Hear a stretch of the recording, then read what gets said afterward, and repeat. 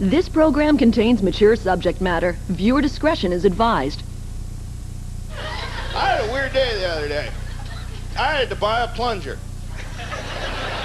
Had to. Toilet plunger is not a purchase you can put off. You need one, you need one. You don't go, well, we need a new plunger. Well, maybe next Thursday I'll swing by. No, you're going now. And the problem was we had a good one. And it went missing. See, we moved. We had an apartment. We moved to a house. And somewhere between the apartment and the house, plunger disappeared. I don't know what happened exactly. My theory is the movers didn't bring it. I think they took one look and went, I ain't touching it. Because there's no mystery to the toilet plunger. Like all of us, we've been at somebody's house, you're locked in the bathroom, you check the cupboards.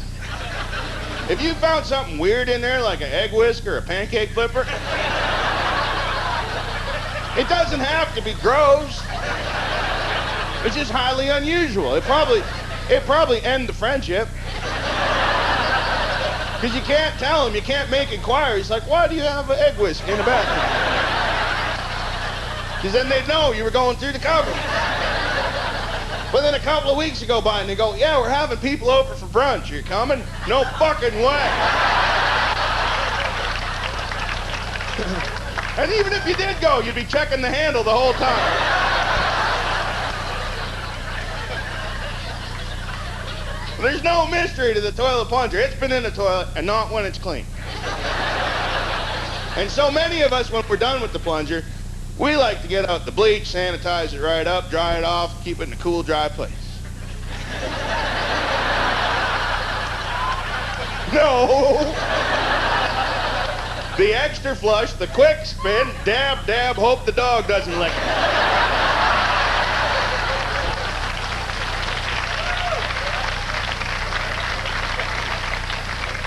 So I don't want to get into it, but I plugged up the toilet.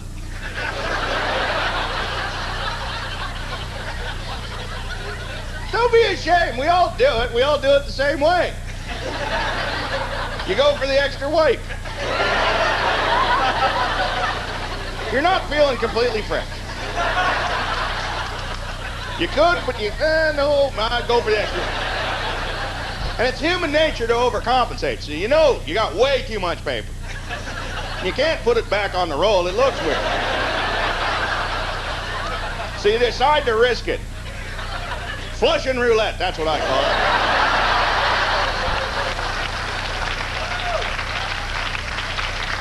And every once in a while you get away with it, but like 9 times out of 10 you hear that horrible noise.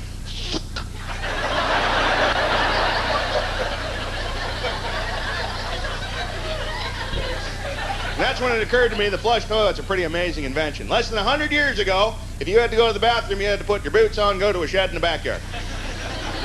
You didn't feel like doing that, they had what they called a chamber pot. Did your business, left it by the side of the bed. Yummy. You thought the cat box was nasty.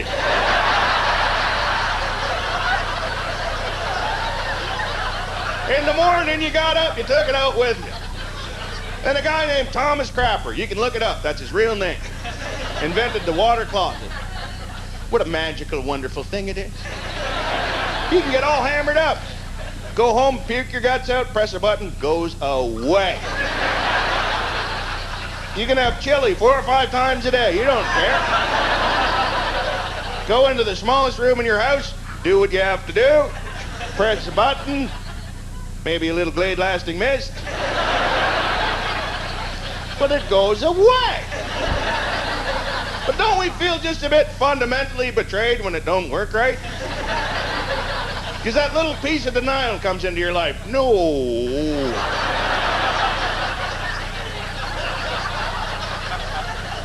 No. And then that little ray of hope. Wait a minute, this has happened before. I know how to fix it. I'm a magic plumber. You give her that extra flush. That's when denial comes screaming into your life. Easy!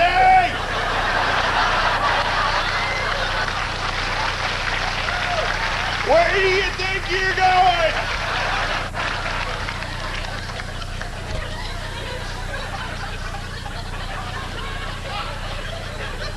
And what comes after denial? Acceptance. Because very rarely do we go for that third flush.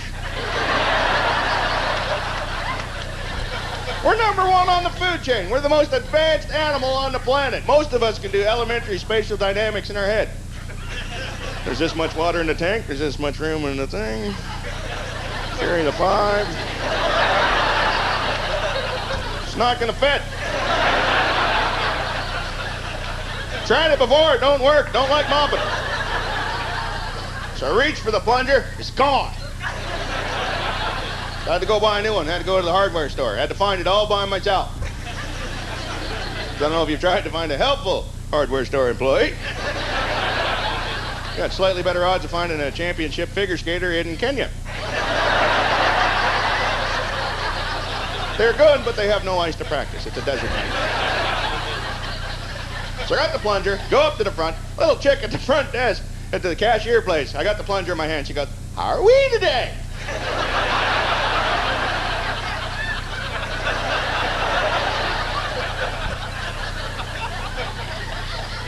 Me. I'm fabulous. Oh, except there's a room in my house that smells like shit right now. Other than that, I'm peachy. This is not an impulse item.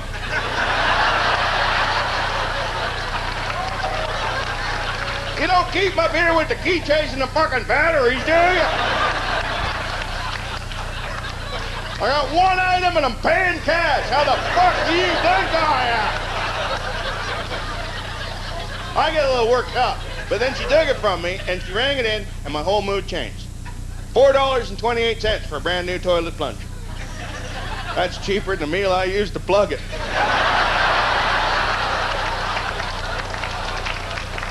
I would pay that every time to have somebody go in and do it.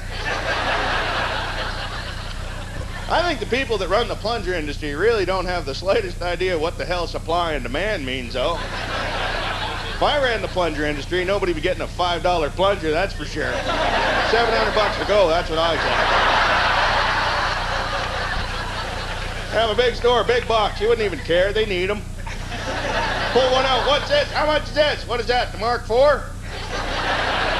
You make up names, doesn't matter. Is that the Exterminator? Well, since that's the base model, let me see. That's $700. For that.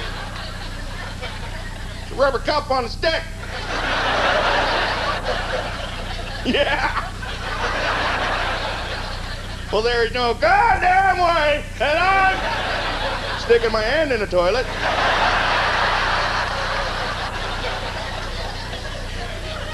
Do you take Visa?